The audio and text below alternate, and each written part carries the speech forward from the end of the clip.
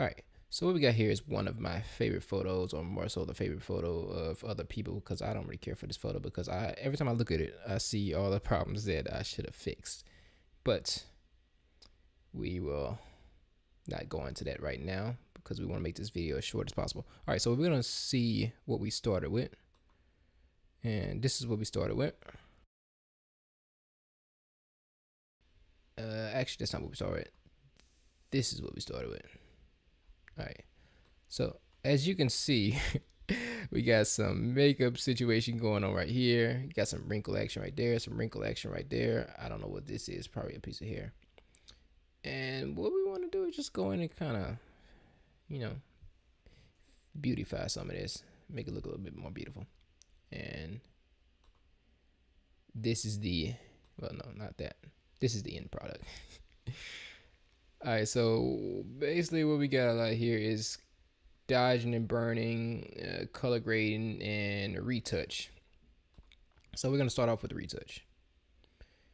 Now, for the retouch, this is a high frequency separation retouch, and this is what it looks like without the retouch on there. If you let that load up a little bit. So yeah, this is what it looks like without the retouch. And if we take off the editing and all that good stuff, you see what it is. But I'm just trying to show you kind of group layer by group layer what was the thought process or going into this. So this is a high frequency separation retouching, and my technique for this has changed like since then. This was a year or two ago, and the highs are basically just meant to fix the textures, and that's how I got the wrinkles out. The low is for smoothing out all this makeup situation action we got going on here in the rest of the skin. And this is the dodge and burn, and mostly we're just used to shape the face a bit. Got the other dodge and burn right here, some more shape facing action going on here, and right here is like the big edit. So this is where I did a lot more of my color grading, saturations, brighten up the face. As you can see on these tabs, it's pretty dark, and you go in and lighten it. So if you look a little closer into these eyes, you'll see that on this side of it, that's where my assistant was holding the reflector. So we got the reflecting, like all of this is natural light. So we got the light being reflected into the face on this side, and on the other side we got some sun action. Now, if I was to go back and redo this, there's a lot of areas I would go back and redo, especially the eyes. I would go back and actually make them look nice and stuff, but it took me like 2 days to edit this photo, and I got tired of messing with it. So yeah, call me lazy.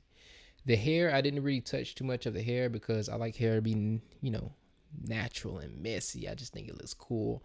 As far as the color grading goes, I went more so with teal backgrounds and orange skin tones just because that's my preference, and I like cinematic looking stuff, and I think it looks cinematic, so that's what we went with for this photo. We can go in a little bit closer, and it would take me a really long time to explain all of the things that we got going on here. This black and white layer right here was just used to edit the textures on the retouch, so that doesn't matter. I could actually delete that, but whatever. I don't know what that layer is. It just says layer. And yeah, that's basically how I came up with this image. I'm not about to do a complete retouching tutorial on this. I'll probably do another photo. But yeah, so if we could probably just end this video right here because f this.